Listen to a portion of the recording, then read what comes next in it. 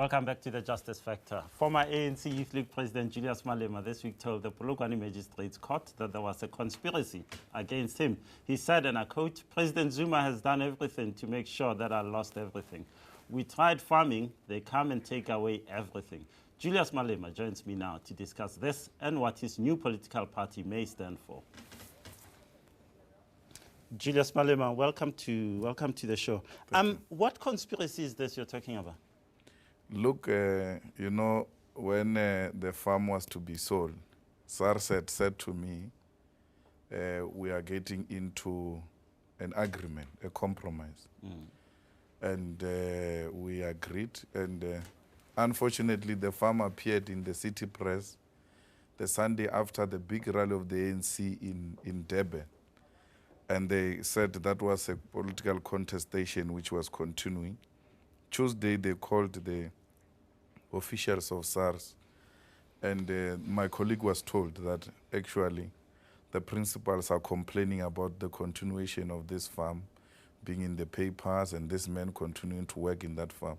So we're left with no option but to sell it. I'm using that as an example of a concerted effort to discredit me, but also to close me out so that I do not have the means of generating income, but also an existence in society and become irrelevant with the hope that I will disappear. But that doesn't sound like a conspiracy to me. It sounds like you didn't pay tax and you owe SARS money, and therefore SARS has the right to take property to pay for that shortfall in your tax. No, the SARS story is a long story that will not finish with you in this 14 minutes. The SARS story. But the reality is that if I owe SARS, and I've owed SARS money, I owe SARS money, and SARS says, you owe R1 million or you owe 2 million or 16 million rand. SARS will say, I will come and attach movable property. After the movable property, immovable property. So the fact of the matter is that you didn't, or you fell short on your tax,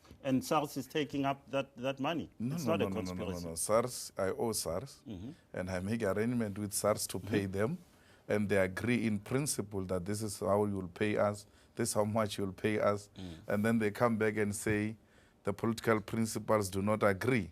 You've got criminal charges that people sit in Cape Town, make an arrangement of ensuring that Malema gets arrested within 2 weeks. They arrest you, they take you to court, they are never ready to prosecute you. When they tell the judge we are ready to prosecute you, some of them are questioning witnesses the same day you are sitting in court. Yeah, I'm saying to you that you are disputing that you could be responsible for these actions. One, you didn't pay tax. If SARS acts against you, it's because you didn't pay tax. If there are criminal charges against you, it's not as if Jacob Zuma said, these are things that you... It's not making it up. No, there was a meeting in Cape Town where Jiva attended, where it was agreed that Malema must be charged. SARS, here is the money. This is how we're going to pay each other. SARS gets engaged in those types of processes every day. And when we're sitting there without... So why is yours a conspiracy and not the same as others? I mean, it's dealt with differently because there's political interference. I agree with SARS on the process. They come back and tell you that political principles do not agree. Did you sign that agreement to them that, okay, because they make you sign, and you sign that, okay, I will pay this much, and so forth and so forth? No, once you agree with SARS in principle, then you go and make those compromises in paper and make a submission. They will have to respond to you. So did you sign? No, they respond to you, and then in that way it is an agreement. When you agree in principle and you make a submission of compromise, the compromise comes negatively because it was intercepted in between and it was declined. Look at the criminal charges. People take 3 months to secure a date for a trial. We go and sit and argue the whole day, and they tell the magistrate how difficult it is to get a date of a trial because they must speak to this one must speak to that one. But you convince them to get it within 24 hours. I mean, when you finish a court at 5 o'clock, the magistrate says, we are meeting again at 8 o'clock in the morning to finalize this matter, because they realize the magistrate is going to kick this thing out.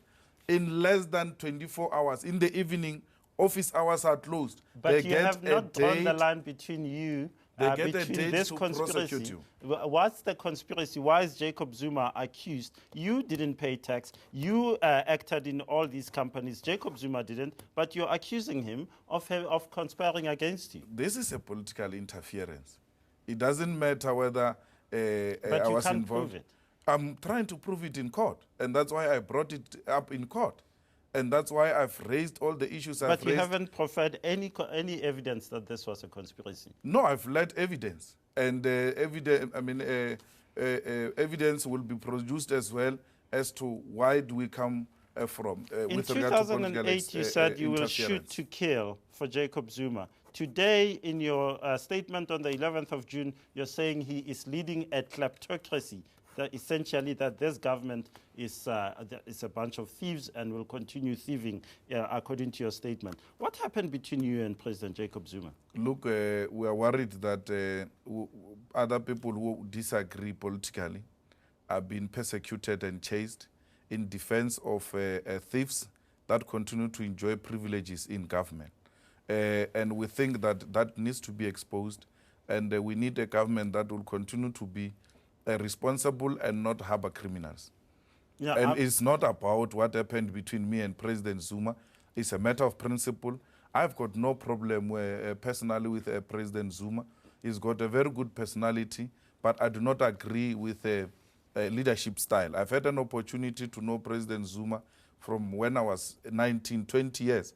And I know that when you meet him as a person, he's a very good person. But when it comes to issues of... is he personally corrupt?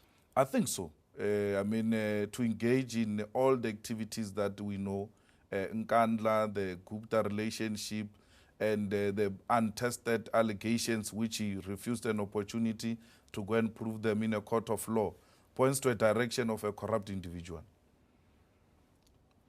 One could say that this is the pot calling the kettle black. You have, in many instances, been exposed by newspapers, not by Jacob Zuma, by newspapers, as living the high life, your Sandton house, the farms, the big cars, on a salary that was below 50,000 rand as an ANC Youth League president. I'm a businessman. I'm in business. I thought you received your monies from charities, not No, from I'm in business. And scrutinizing salaries of people who are not in government, it must be very unethical of you. You can't be happy for people to parade your pay slip. But even the salary you are referring to is incorrect.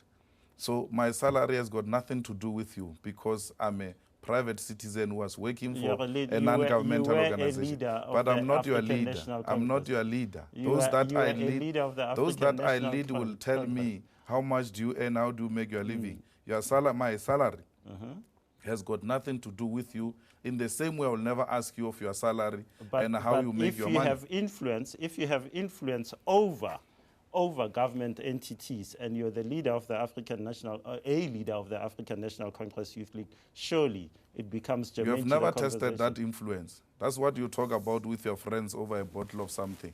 It's an unfounded allegation of influence. You can't prove it. Do you not have influence as the president of the ANC? I don't have influence. When you look at people walking, you don't look at how they walk and conclude that this one is very influential. Test the influence. Let the influence be tested. This is the gist of the accusations against you in your criminal trial, that you used your influence to push money away from legitimate people who might do the work to companies that... Let's test them. That's why we're saying bring it on. Let's test them. Those unfounded allegations with the aim of discrediting a young person, for me, is not a confirmation of influence. Why are they not bringing these things to attention? Even the date they've given us, justice, was a backdoor postponement. They give you a date of 10 days in a trial that involves 11,000 papers, 68 witnesses. They know that that trial will not be concluded in 10 days. But because they wanted a postponement to continue with the investigations, they had to go and thumbsuck a date and secure it in order to secure a postponement. Then we'll see your case in court. Why have you decided to consult people with a view to forming a political party? Look, the ANC has degenerated. I think we are holding into a name called the ANC. I think it's a former itself. It's no longer what it used to be. It's not the ANC of O.R. Tambo, Thabo Mbeki, Nelson Mandela. It has become an enemy of the people. It acts in the interest of white monopoly capital.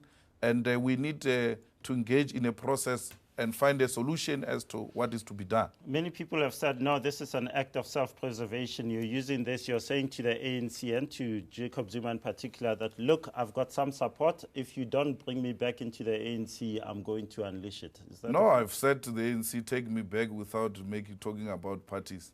Now I'm talking about a process which doesn't include in its options. There's no option that says, take Malema back, will remain in the ANC. We are advancing an alternative program.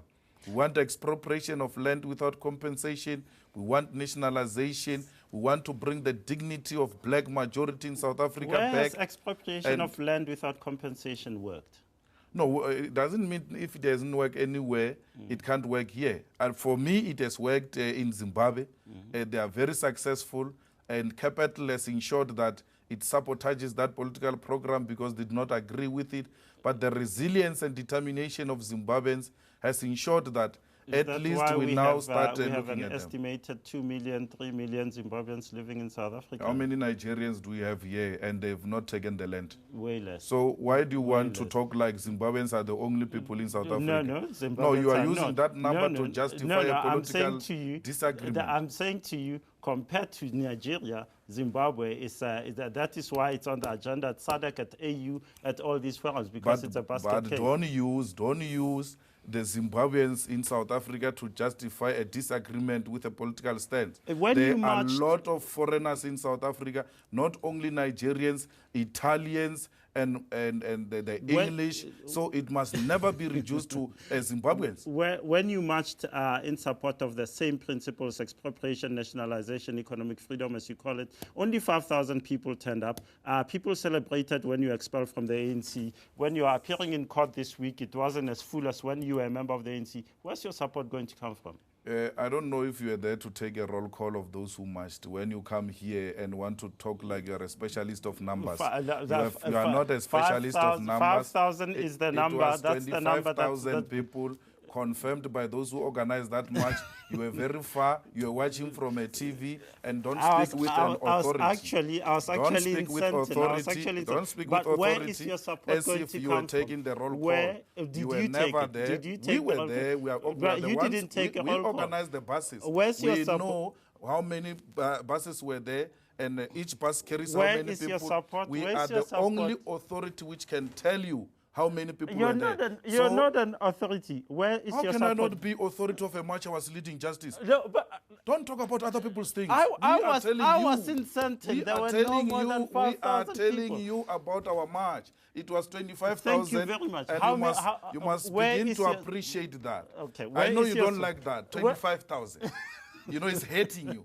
So it's not hurting me at all. So don't Where is your support coming from? Our support is the South African masses and the black majority who still don't feel welcomed in their own country. We want to fight for their dignity. We want them to walk with confidence and claim the land. Money? Where's the money? How are you going to fund this? There's no money. You know, we don't have money. You were talking about taxes and properties. We are walking peasants. We don't have anything. But the only thing we have is our souls and determination and the political will to take our people out of fear and intimidation of the white supremacy. And once that will is there, the money is second. White our African brothers or will help by us. Jacob Zuma. You seem to have... is this... No, I'm not sure whether it's Jacob Zuma you're talking about or white supremacy. I'm talking about white supremacy, which the ANC led by Zuma has encouraged. The enemy has gained more confidence against the oppressed majority. Our people don't enjoy this freedom. We want our people to enjoy this freedom, and we want our people not to behave like they are stepchildren in their own country. Kenny Kunene, is he going to be a member of your party? I don't speak on behalf of Kenny Kunene. I think your colleagues here should have his number. Call him, please, and ask him those questions. Julius Malema, good luck with your new party. Thank you, brother. After the break, we slam our 2 losers of the week. Stay with us.